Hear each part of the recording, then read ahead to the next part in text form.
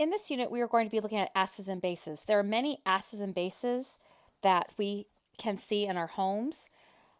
A lot of cleaning products and products that we would use in the garden, they are acids and bases. When acids and bases were first being studied, one way they could tell the difference between an acid and a base is by doing a taste test. So this is not appropriate anymore, and please don't do this in my classroom. But an acid tastes sour and a base tastes bitter. If you get an acid or a base on your skin, it can do a lot of damage. A base can burn you, sometimes even worse than an acid can burn you.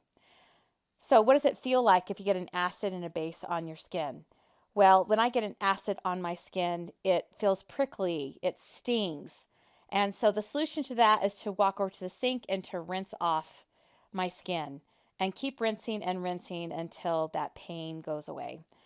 If you get an acid or base on your skin, you immediately want to do this before it even starts stinging. Now, if you get a base on your skin, it will start to feel slippery. And what it's doing is it is attaching to the fats on your skin, and it's actually making soap out of your skin. So when you go and rinse it off, it feels slippery, like you've just used some soap. So this is not a good thing either, because eventually it can dissolve your skin, which would be quite painful. Let's look at reaction with metals. So acids, some acids, when they react with metals, they can form hydrogen gas. And when bases react with metals, they're just very corrosive. Electrical conductivity, both acids and bases, they are all electrolytes because they all form ions, and these ions can carry a current, so they can conduct. We use many indicators when we're working with acids and bases. And so one thing that I like to remember is with bases, bitter blue bases. We've already talked about how they're bitter, but they will turn red litmus paper blue. If you use blue litmus paper on a base, it will just get wet. So you really will not see that color change. But if you use red litmus paper and you have a base, it will turn blue. So bitter blue bases, I know it's a base if it's going to turn blue. If it's an acid, then the opposite will happen. I can take blue litmus paper and it will turn red. So acids turn the color red. If you use red litmus paper on acid, the paper just gets wet. So there are many different other indicators that you can use, not just litmus paper. So you might add drops of something that'll change color from orange to red, or maybe it'll turn from clear to pink, or maybe it'll turn from red to green. So it just depends on what indicator you're using. As far as the pH scale goes, acids, the smaller the number on the pH scale, then the more acidic it is. So a pH of less than 7 is an acid, and greater than 7 it is a base. If it's exactly 7, then we call that neutral. Some examples. So hydrochloric acid in your stomach is a strong acid. It helps with the digestion of your food. Sodium hydroxide, that is also called lye, is used in products such as Drano to clear up clogged sinks. And again, that's because that sodium hydroxide can attack those fats. Uses in a lot of cleaning products, you might find acids and bases. So toilet bowl cleaner typically is an acid. Shower cleaner typically is an acid. Soap needs a base to be able to form it. To make soap, you just take a base and you mix it with a fat.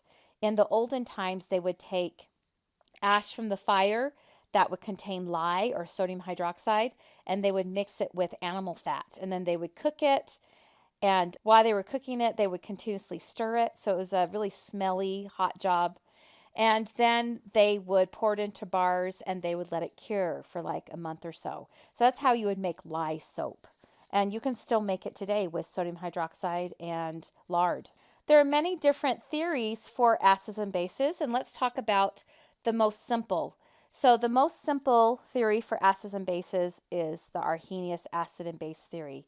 And Arrhenius, his idea is that acids produce hydrogen ion and bases produce hydroxide ion. So if you ever see a little hydrogen or a hydroxide, then you know you have an acid or you have a base.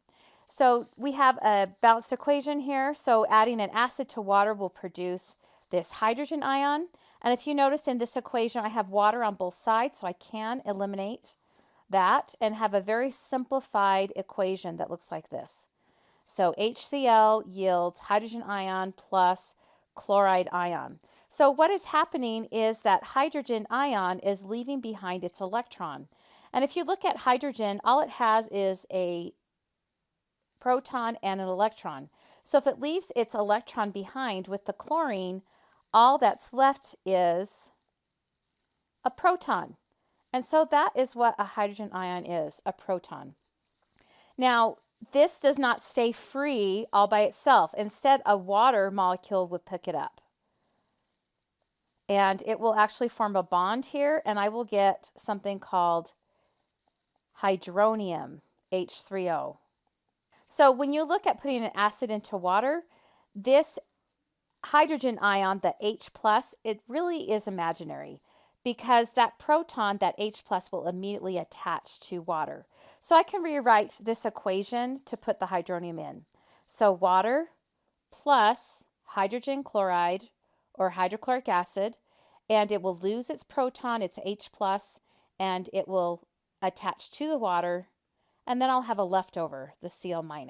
And that Cl- is very stable because it has its complete octet.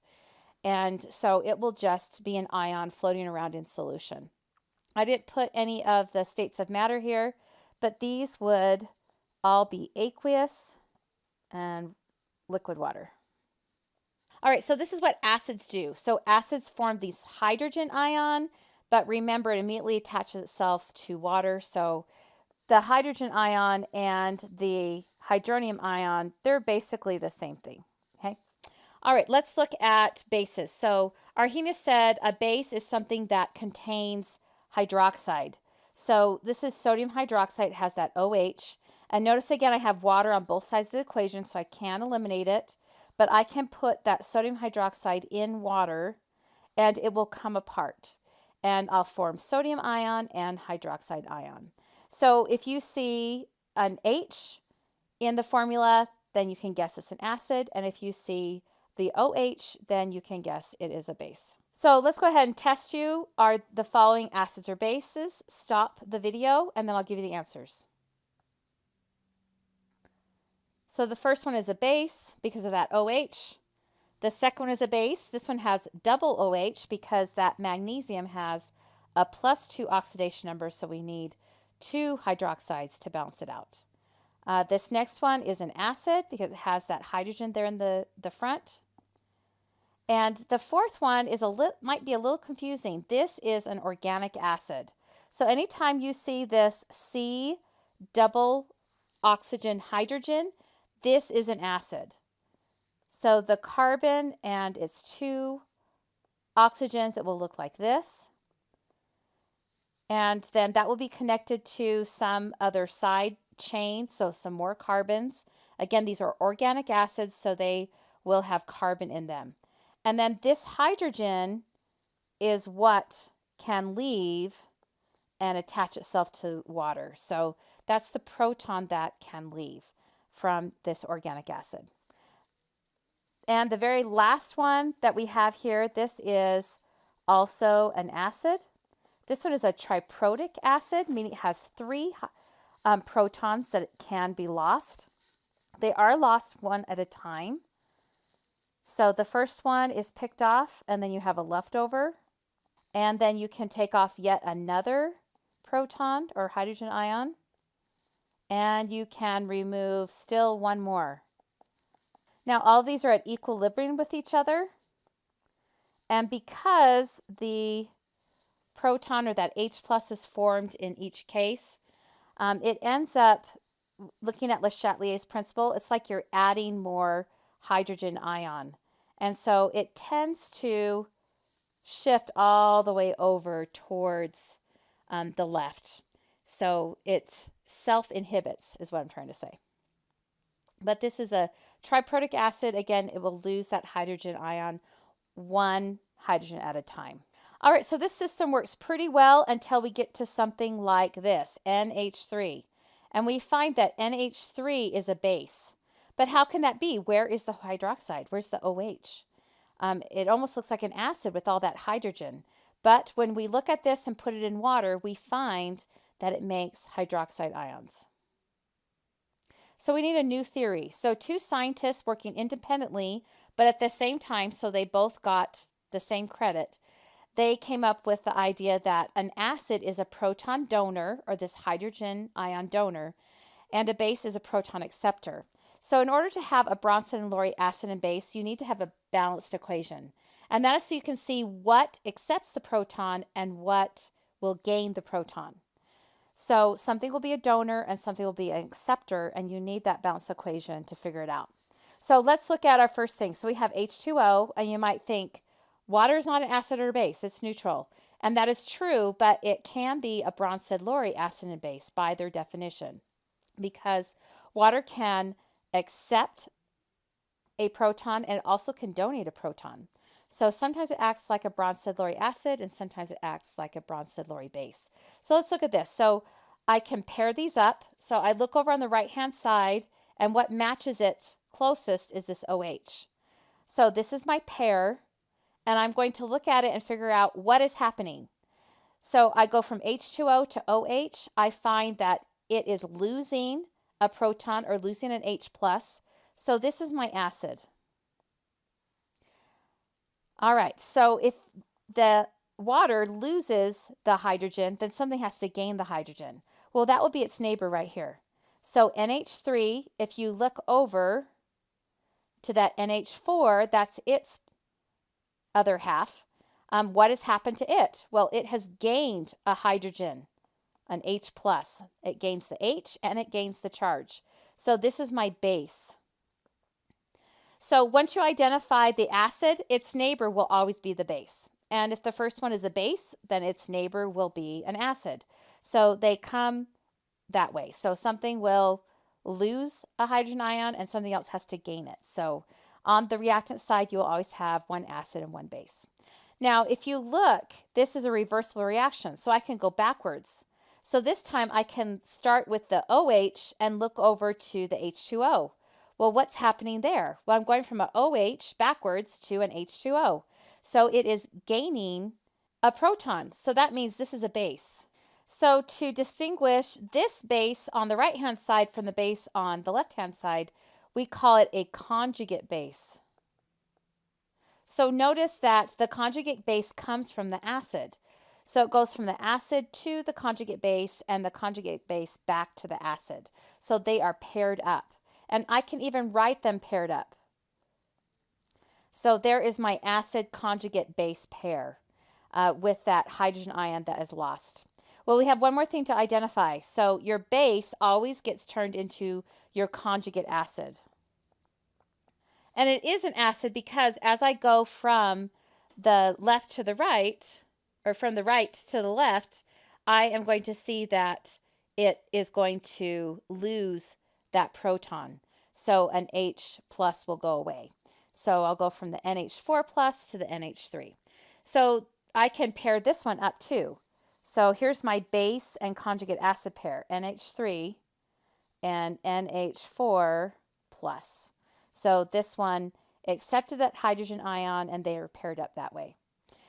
All right, so again, acid and base, and it doesn't matter what the order there are, will always be on the left-hand side, and your conjugate acid and your conjugate base will always be on the right-hand side. And remember, your acid turns into the conjugate base, your base turns into the conjugate acid. Let's look at this next example here. So I have H2O, and I'm going to pair it up with the hydronium because that's the closest thing. And what is happening? What is happening to the water, H2O? Well, it's gaining a proton, so that makes this a base. And the base is turned into the conjugate acid. So in the forward reaction, it is gaining a proton. In the reverse reaction, it'll be losing that proton. Well, if my base is on the left-hand side, that comes first, then the next thing is an acid. And then I know that my acid always gets turned into the conjugate base. So again, water can act as an acid, and it can also act as a base. And this is called amphoteric. That's your $10 word for the day. Okay. So it can donate or accept hydrogen ion.